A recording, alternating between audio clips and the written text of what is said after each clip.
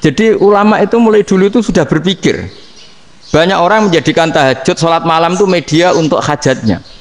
Dan kalau nggak kesampaian ini mutung. Nyalahkan kiainya ijazah ramanti. Macam. Daripada ngono ora usah apa? Tahajud turu. Dan jenis kayak ini tuh banyak. Makanya ulama kayak saya itu seenake dhewe itu ya jarak.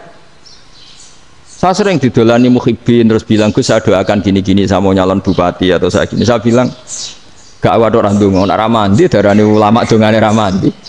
Nak mandi kamu jadi bupati tetap nganggep karena beli. Sopo sing ora roh bupati saya juga beli. Ribet kan? Ketika mereka jadi ngunsurkan doa kamu apa karena kemarin beli? Yang beli maksudnya nggak beli nggak usah tersinggung. Jadi ribet ngadepin. Nggak artinya gini loh, boyo doa itu jangan dipakai begitu. Kalau minta nasihat, tak nasihati jadi bupati yang baik, gubernur yang. Kalau minta doa itu resikonya. Akhirnya gigi kalau diminta doa ya doa, sebenarnya diisinya itu nggak doa kemenangan. Itu nggak selamat gitu. Karena ribet. Makanya Islam itu doa itu setelah iman. Aturan iman benar baru doa. Aturan iman benar termasuk Allah itu yaf'alu ma yasha, boleh melakukan yang dikehendaki. Allah nggak boleh terdikte oleh doa kita, nggak boleh. Ya saya ulang lagi ya, madzhab Hasan Asyadzili ini khas kita. Jadi la ilaha illallah itu didahulukan sebelum istighfar. Tapi kebalikannya madzhab Imam Sanusi itu dibalik. La ilaha illallah itu kalimat yang sakral. Karena yang sakral dibutuhkan muqaddimah, yaitu yang melafadzkan harus yang sudah bersih, yang sudah steril baru melafadzkan la ilaha illallah. Maka dalam madzhab Sanusiyah istighfar dulu baru la ilaha illallah. Nah cara madzhab Abul Hasan Asyadzili kebalikan, istighfar itu sah setelah sahnya tauhid. Kamu ikut mana tuh? Asyadzili apa Sanusiyah? Alhamdulillah sama-sama tidak paham ya sudah. Akhirnya sudah. Iya sih nggak kemana-mana kan. Gitu. Jadi apa ya? Terus ini saya teruskan ini biar khas pesantren atau khas NU lah, kalau bahasa Pak Rektor khas NU. Ini Ben sampean tahu beberapa perbedaan itu lazim, halaman 24. Ya, halaman 24 sama 25. Tak baca ini masih orisinil. An Sufyan bin Uyainah, ini juga gurunya Imam Syafi'i. Kata Sufyan bin Uyainah, beliau cerita, kana Isa wa Yahya alaihi salam ya'tiyanil qaryah. Fayas'alu Isa an syirari ahliha. Was'alu Yahya an khiyari ahliha. Jadi Nabi Isa dan Nabi Yahya itu satu generasi, sama-sama masih muda. Kalau di satu kampung yang Nabi Yahya tanya, ini keluarga terbaik siapa? Saya mau nginap di situ karena kumpul orang baik itu nyaman. Kalau Nabi Isa kebalikan, keluarga terburuk mana ya? Saya tak di situ.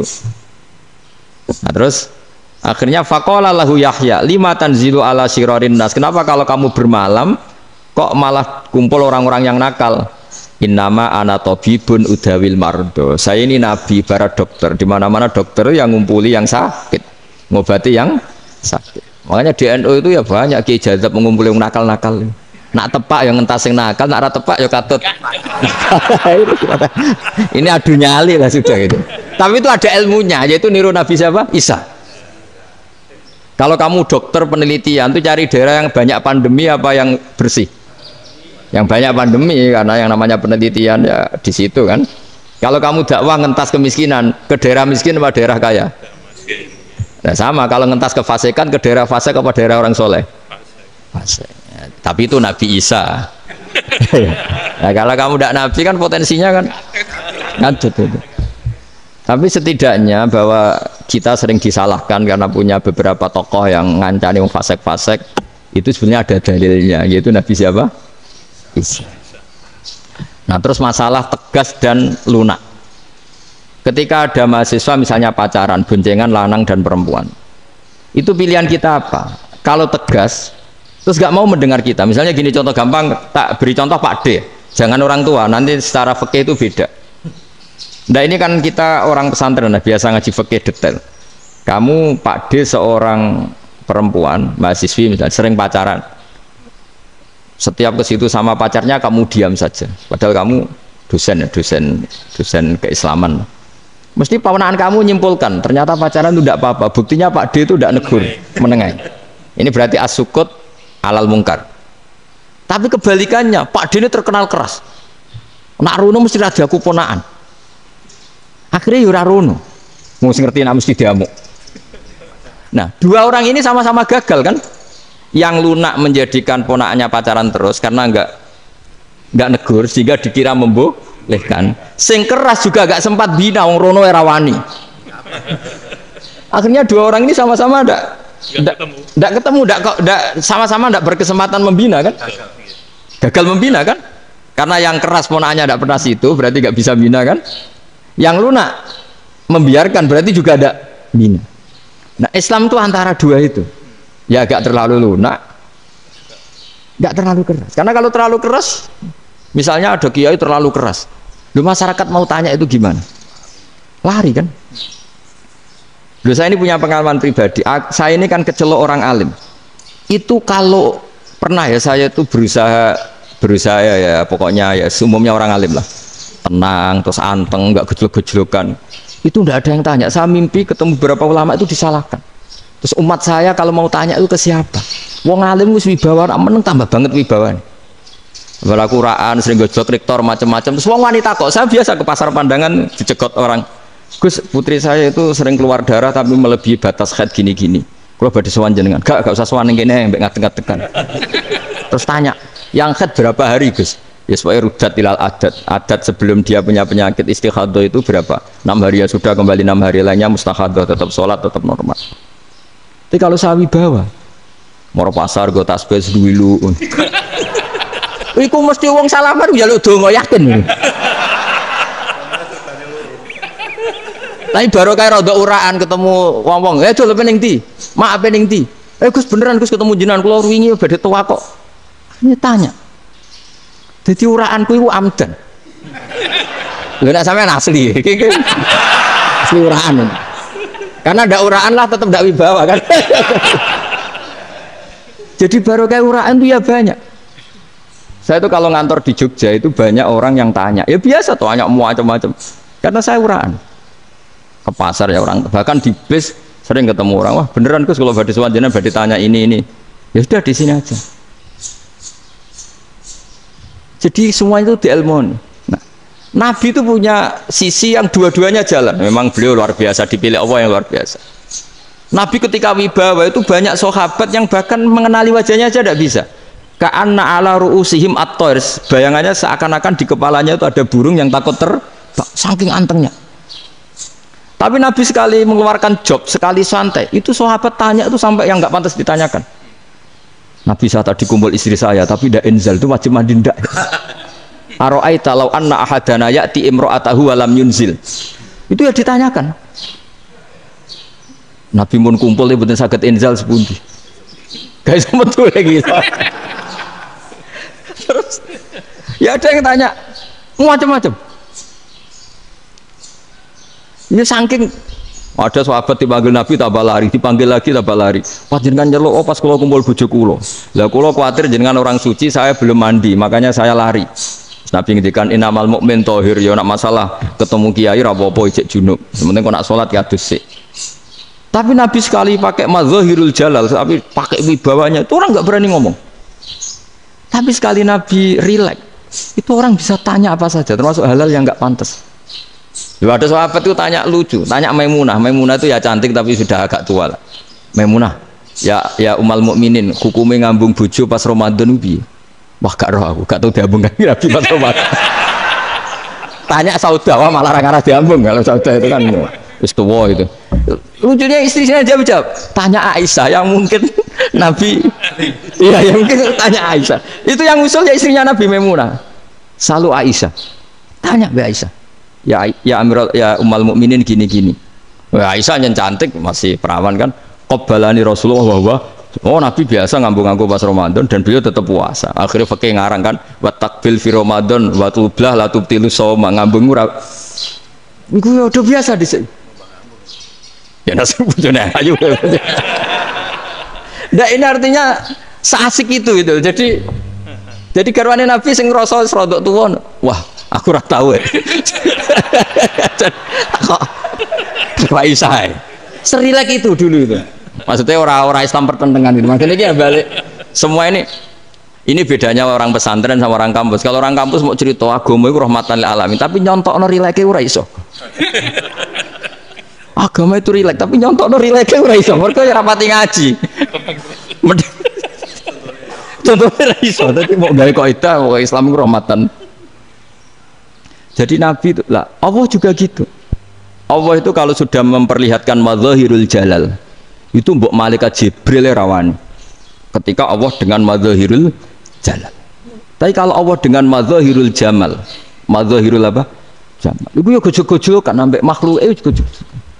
Ya buli-bulian cara sakniki.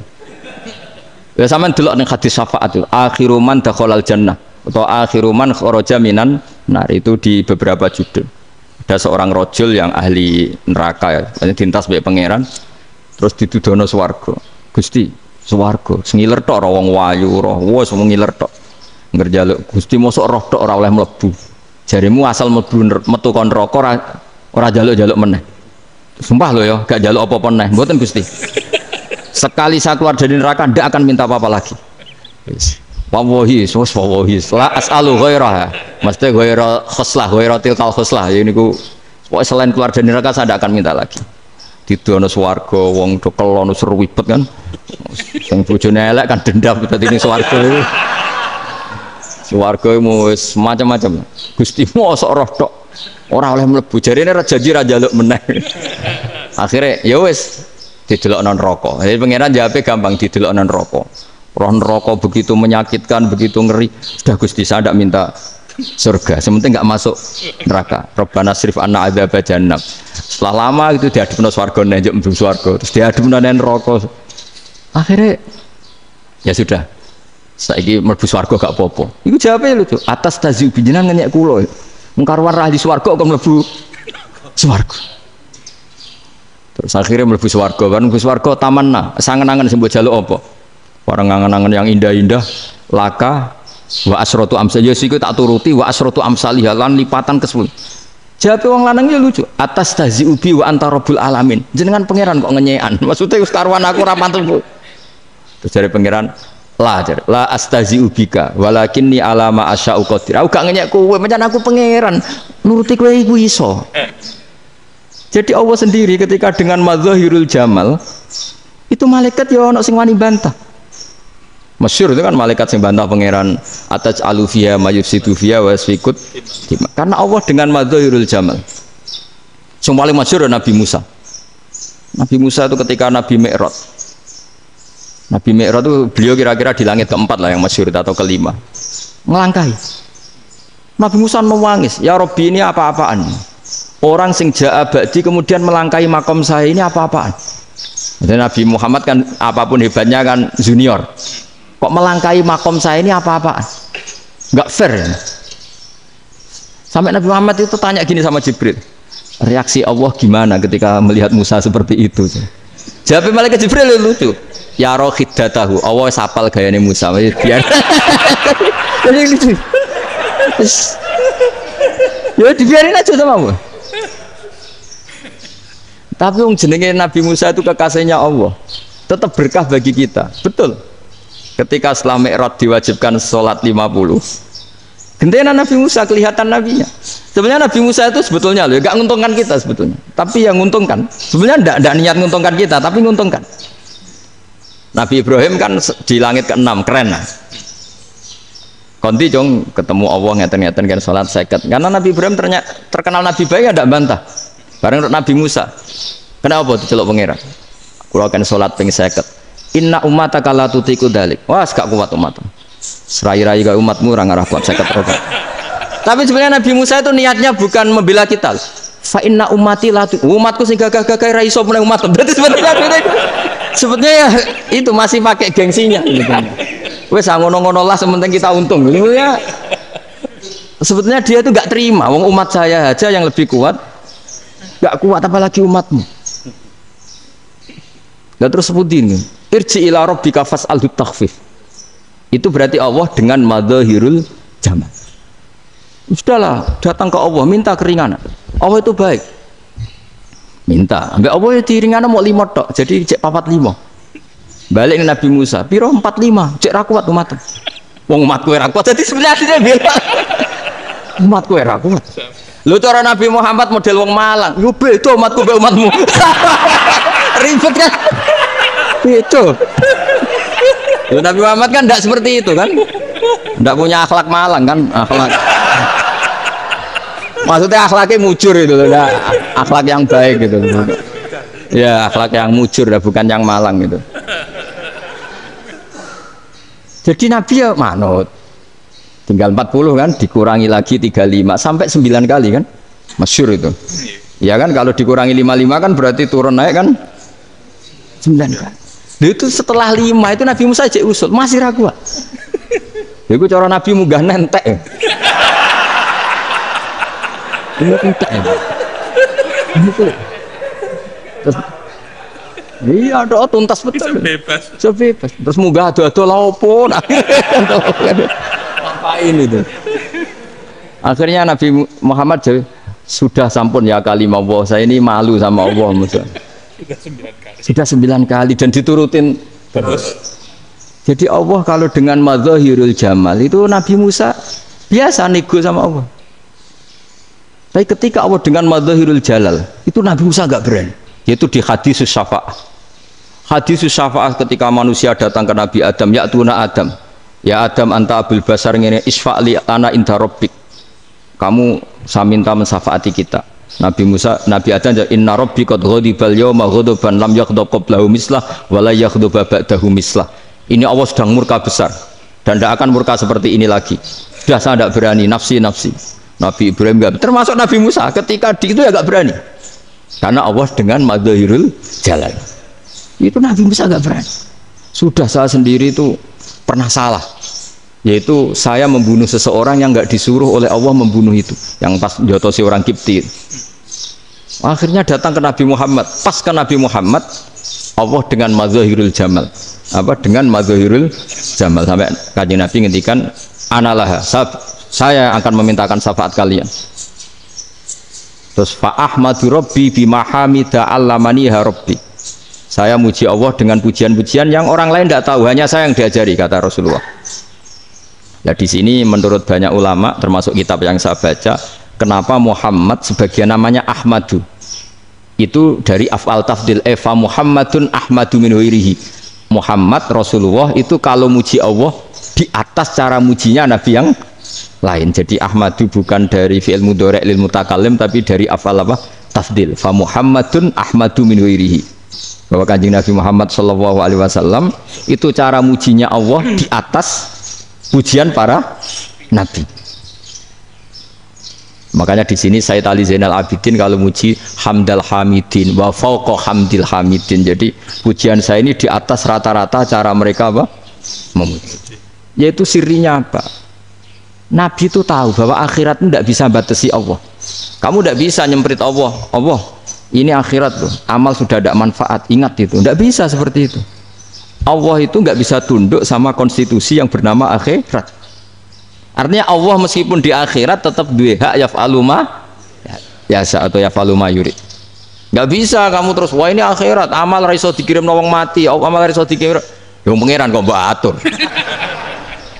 Kalau kita yang mengirimkan tidak bisa, tapi kalau Allah tetap bisa. Makanya ada kiai mengatakan kodok qadar ora iso dirubah, itu kamu. Makanya ada seorang kiai ditanya, kodok qadar ora iso dirubah sekali dicatat selesai.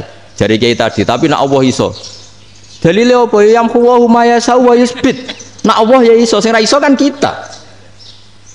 Nah, Nabi itu tahu betul meskipun akhirat itu Allah masih bisa dinego saking baiknya. Akhirnya Nabi sujud, masyhur itu terus, ya Muhammad irfa' ra'sak wasal tu'ta wasa'tu safa. Semat sirahmu angkat, kuju apa tak turuti. Terus semenjak itu Nabi minta apa? Syafa. Artinya apa? Ketika Nabi lain berpikir bahwa akhirat ini membatasi amal karena sudah Nabi tahu betul kalau Allah tetap Allah yang enggak terbatas kekuasaannya, enggak terbatas rahmatnya juga saat di akhir. Makanya disebut fa Muhammadun Ahmadu min ghairihi. Makanya wa mubasyiran bi rasuli ya'ti mim ba'di ismuhu Ahmad. Jadi makanya terus banyak GNO sing macam-macam lah. sing potongane wedi terus hati-hati. Iku berarti makome Madhahirul Jalal. Ana sing amen guyon nek makome Madhahirul Jamal. Ana sing ra jelas ngene iki, sing jelas. Nak guyu buanter kok nak nangis yo buanter. Jebule urusan utang lah ini sudah yang udah. Jadi makanya yang rileks saja. Sebenarnya agama ini santai, rileks karena agama ini harus bifarohin wasururin. Enggak boleh agama ini dibawa dengan kekerasan, dengan antisosial. Karena agama ini harus kul bi fadlillah bi rahmati fa bidzalika falyafrahu, harus senang, harus rileks. Makanya saya jadi kiai itu senang takutnya gini. Sekali saya tidak senang jadi presiden buruk. Ternyata jadi wong alim ora enak, itu contohnya. Sampai merengut terus uripe susah, nanti orang tidak berani jadi orang alim. Makanya saya buktikan bahwa saya lebih bahagia dibanding rektor. Nanti orang yang jadi rektor semua nggak ingin jadi orang alim. Saya pernah ketemu sekian rektor di Jogja, tanya, Gus, kenapa jenengan bela-belain pesantren sampai segitu? Kan keren kampus NU, sekarang ada Unisma, ada NU Jogja, ada NU Jepara gini. Tak bilangin gini, sampai rektornya itu istighfar. Saya bilangin gini, ini sekaligus tak kasih tahu ini rektor Unisma ini. Tak bilangin gini, andai kan tidak ada kiai kayak saya itu Islam bisa tutup. Kok bisa, Gus? Misalnya ada perempuan haid faqal adat. Itu kalau untuk tahu hukumnya haid daftar dulu ke Unisma. Daftar dulu kan? Setelah daftar nunggu pelajaran haid. Baru tahu haid setelah 3 tahun dari masalahnya ini. Tapi baru kayak kiai ketemu saya di jalan, Gus anak kula nu haid ngeten-ngeten mboten normal hukumnya piye? Oh hukumnya ngene dibalekno ning adat. Ora usah registrasi, ora usah daftar. Jadi ya harus ada istighfarnya lah. Unisma juga harus istighfar, semuanya harus istighfar. Karena ada sisi yang nggak mewakili kebutuhan Islam. Tapi saya sebagai kiai juga istighfar. Karena fakta hukum mengatakan yang boleh jadi KUA yang jabat, yang boleh kemenak yang punya gelar. Dan ini yang mengawal Islam secara undang-undang karena mereka yang bikin. Nah karena kiai tidak punya gelar tidak bisa jabat di situ. Saya juga istighfar. Jadi tidak sampai untuk yang istighfar. Karena yang kebutuhan ini terwakili yang punya gelar. Tapi yang punya gelar juga harus istighfar tadi. Mosok kepen roh hukum haid ngenteni kuliah se. Ngentek itu aja nanti nunggu guru yang pas mata pelajaran itu. Terus kapan dekne salate wong jawabannya belum ketemu. Tapi baru kayak saya kan ketemu di jalan tanya. Gus saya sering ketemu. Gus saya ini bapak angkat. Mau nikahkan putri saya itu gimana itu kalau cerita wali sebenarnya anak saya sok, kalau nggak cerita nggak sah karena saya bapak angkat. Itu banyak. Hanya tak akali ya sudah wali yang sebenarnya taukil pada hakim tanpa diketahui, tapi hakikatnya itu taukil hakim. Itu kan tidak gampang. Dan tapi kalau tanyanya di kampus registrasi dulu, daftar dulu, baru tahun berapa ada pelajaran itu? Semester 5 baru tanya. Iya kan? Semester 5 ya? Iya. Oh, itu kan. Jadi jangan kira terus sistem Unisma itu yang terbaik di dunia, tidak juga kan, tidak juga. Dan sistem-sistem yang lain maksudnya ada aja. Tapi sistem kiai loh, Bamun juga sering pesen saya, kowe kudu seneng pegawai negeri. Piye sing jaga agama pegawai negeri. Kemarin pas acara 7 harinya Gus Roba saya matur itu di depan para kiai. Setelah saya jadi kiai ya itu nyata. Islam di Papua, di NTT yang bawa siapa? Dokter negeri, ya kan? KUA negeri, barokahnya mereka negeri dijamin negara kan, barokahnya muslim berkebutuhan Islam, akhirnya bikin musola di situ, bikin masjid. Bahkan di Korea Utara itu ada masjid bawaan duta besar karena banyak duta besar muslim berkebutuhan masjid. Yang bisa gini itu yang negeri apa yang swasta? Negeri lah. Di sini kiai tidak mewakili semua kebutuhan apa? Islam. Tapi kampus juga enggak, kampus Islam sekalipun tidak memenuhi semua kebutuhan Islam tadi. Masa orang tanya kan nunggu semester berapa tadi? Semester 5 masih daftar dulu. Nunggu pelajaran itu. Ayahnya pas ketemu dosennya, wong saya tidak pernah kan ribet kan? Dosennya cowok gitu. Jadi sudahlah, makanya ini. Iya, makanya ini kan bentuk kearifan. Jenengan ngakui fungsi kiai kayak saya itu bentuk kearifan. Saya juga ngakui jenengan ini butuh kearifan. Saya sering didolani KUA itu rata-rata ya didikan kiai. Kompilasi hukum Islam itu banyak ya, janda cantik. Contohnya harus cantik, kalau jelek nggak mungkin terjadi kan. Ada janda cantik kebetulan suka kawin tapi takut zina. Seorang lagi suka kawin tapi takut. Itu seringnya gitu Pak Rektor. Jadi dia kawin bosen, bilang ke KUA, Pak saya sekarang mau nikah sama ini. Loh, tapi kamu mau punya suami. Ya tapi kan gak tercatat Pak. Itu KUA-nya rata-rata itu nggak berani. Meskipun nggak tercatat, karena secara fikih meskipun nggak tercatat tetap dia seorang perempuan yang bersuami, maka nggak boleh nikah sama orang lain. Jadi coba kalau nyun sewu KUA hanya ngikuti hukum formal, yang penting di catatannya nggak punya suami, ya dinikahkan saja kan. Tapi mereka enggak, karena didikan kiai nggak berani. Artinya gini, kalau hanya pro hukum catatan sipil, maka ini dinikahkan bisa karena nggak tercatat. Tapi secara hukum santri nggak bisa dong menikahkan perempuan sing dadi zaujin yang punya suami. Nah, ini barokahnya kerjasama yang baik. Jadi di masyarakat itu tertanam didikan kiai, nggak boleh nikahkan perempuan yang bersuami. Tapi di KUA ngikuti hukum formal.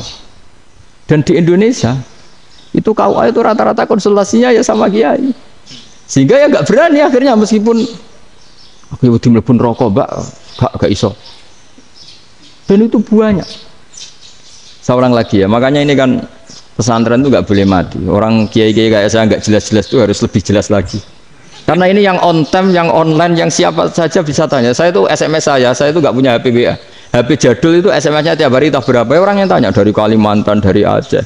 Gus di kampung saya ada masjid 2 itu yang Samana, ada yang dari orang perkotaan. Gus di perumahan baru ada masjid, yang Jumatan baru orang 12, sah enggak? Ya langsung saya jawab, sah. Dalilnya ini. Ya sudah. Nah, tapi kata Imam Syafi'i gini, harus orang 40, itu madzhab Syafi'i, dalam madzhab yang lain gini-gini. Itu kalau tanya rektor itu kan ribet. Masuk ajudan dulu, asisten dulu, panjang.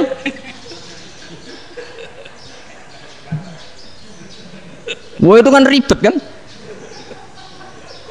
Manggil dosen dekan VAI dipanggil, dekan VAI nggak mau langsung jawab, cari dosen yang nekuni itu. Usul fikih saya nekuni itu baru seminar, nunggu dulu mbak, ini orangnya baru. Panjang kan? Bisa tutup Islam kalau kesuwen. Coba kalau tanya kiai kan nggak ketemu di jalan. Dulu Mbah Zubair kata Mbah Mun, saya termasuk santri yang diapresiasi Mbah Mun. Bisa Mbah Zubair yang ngono, anak nong takok besowan gak oleh, gak takok ning kene. Jangan biasa ditanya orang ngadeg-adegan. Ya alhamdulillah ilmunya cukup, kalau gak cukup ya kok sik. Jadi sebetulnya orang sopan itu ya agak-agak ada yang ditutupi sebetulnya.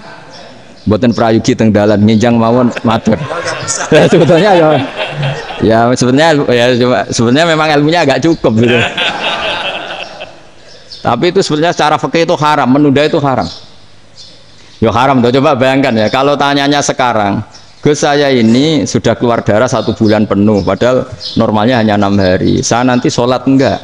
Kalau nginjang mawon dugi kula, berarti kan hari ini belum ada keputusan. Sholat apa enggak kan? Tapi karena modus tadi, boten prayogi nggih ngendikan ngoten teng dalan nginjang tengen kula. Itu kemungkinannya 2, sopan atau goblok, itu saja. Kayaknya kalau sopan enggak lah. Kayaknya enggak lah kata saya. Karena secara fikih itu jelas haram. Bagaimana mungkin sesuatu yang harus dipraktekkan nanti duhur dijawab besok, berarti duhur, asar sampai subuh belum ada jawaban, berarti nggak ada sholat kan? Ya, makanya dibutuhkan orang-orang alim yang kultural seperti ini, dan NU menghormati kultural. Tapi Mbah Mun juga sangat menghormati Islam formal, karena tadi produk-produk formal itu bisa dilembagakan oleh negara, dan itu kita ikut untung. Makanya Mbah Mun itu kalau punya tamu KUA, punya tamu polisi sampai pejabat itu. Kenapa saya contohkan KUA? Supaya jangan kira seperti pendapat orang-orang hasud, wah ya mesti aja disolani presiden seneng, menteri seneng. Enggak juga, sebenarnya semua kiai itu mulai KUA sampai polisi, polsek, polres itu seneng semua, karena sama-sama diajak mengawal bangsa ini, diajak mengayomi semua masyarakat. Tapi kadang-kadang masyarakat ngeritiknya, jenenge kiai disolani menteri ya seneng, presiden, padahal yang sowan kiai itu ya mulai KUA, kapolsek, kepala desa, RT, mudin. Itu mudin kalau tanya ya lucu-lucu. Gus kalau nate nyembelih pitik kemanian, pitik gue gede. Akhirnya Gus ngerti nak kemanian langsung tak sebelah meneh, terusane ku sah ta ora. Ribet. Ya tak jawab, lah pite masih gue cek urip to ora. Terus urip Gus, wis sah cara madzhab Malik kerja urip. Karena itu ada perdebatan antara madzhab Malik dan madzhab Syafi'i. Nah, cara Imam Syafi'i itu agak ketat. Hewan yang punya kehidupan sudah muttaribah, misalnya ayam jago, contohnya harus jago, karena kalau ayam kecil diikhlaskan haram. Jadi yang cilik wae kan gitu. Fikih itu ya, fikihnya orang Indonesia itu pecundang. Kalau ayam kecil nggak ditanyakan, mate ra wis. Kalau jago ditabrak truk kejet-kejet. Andai kan nggak disembelih pun mesti mati. Itu cara madzhab Syafi'i itu haram. Karena penyembelihan ini tidak menjadi penyebab kematian, tapi memang karena kecelakaan tadi. Ini cara madzhab Imam Malik enggak. Andai kan nggak disembelih, matinya kan 2 menit lagi atau 1 menit lagi. Andai kan nggak disembelih, berarti mati sekarang itu bawaan pisau apa bawaan kecelakaan? Ya sudah halal gitu caranya. Nah akhirnya ya saya bilang ya sudahlah kita semuanya mati. Jadi cara debat, cara Imam Syafi'i enggak, cara berpikir itu sudah tidak kehidupan yang normal, yang dimana-mana penyembelihan itu mematikan yang hidup normal. Jadi agak ketat. Sehingga dalam contoh kemanian, kalau dalam bahasa Jawa nyembelih agak sempurna terus pesonya jatuh atau apa itu, kalau pakai madzhab Syafi'i agak kesulitan. Jadi kalau madzhab Malik asal diselesaikan secara fauron, dan juga sebagian madzhab Syafi'i itu halal. Nah orang mesti tanya gitu, Gus, wedhusku tabrak truk, man Gus kejet-kejet. Nak pitik cilik ra ditakok. Makanya termasuk kritiknya Mbah Mun, tapi ini madzhabnya Mbah Mun ya, kamu boleh ikut boleh ndak, karena ini urusan ndak penting. Ya wong-wong lucu, nak ditakoki yuyu muni haram mergo amfibi. Yuyu ngerti ya, Man? Yuyu nggih. Tapi nak ditakoki kepiting muni halal. Mergo nak yuyu haram gak eman, nak kepiting eman. Padahal alasannya coba, kenapa yuyu haram? Karena amfibi kan, bisa di air. Pertanyaannya, kepiting seperti itu ndak? Nah, tapi kepiting kalau haram kan eman. Karena besar kan, kalau yuyu silahkan haram kan gitu. Artinya apa? Fikih kita ya agak-agak pecundang gitu, agak-agak pertimbangan. Iya, ini lucu kan? Kualitatif. Coba alasannya yuyu haram karena apa? Amfibi kan, hidup 2 alam. Pertanyaannya kepiting seperti itu enggak? Iya, kenapa? Kalau orang tanya, yuyu haram apa halal? Rata-rata jawab haram. Gitu. Tapi kalau kepiting mulai khilaf. Loh mestinya kan sama kan? Nah itu iya tadi saya juga sering melihat tonggo-tonggo itu ayam cuwilik sama ini ketabrak truk, nggak ada yang tanya. Tapi saya pernah jalan-jalan di Naruan sini, ono jago ketabrak, sing duwe langsung marani kula pas saya naik motor, Gus ini halal apa haram? Nah langsung kula sebelah halal apa haram?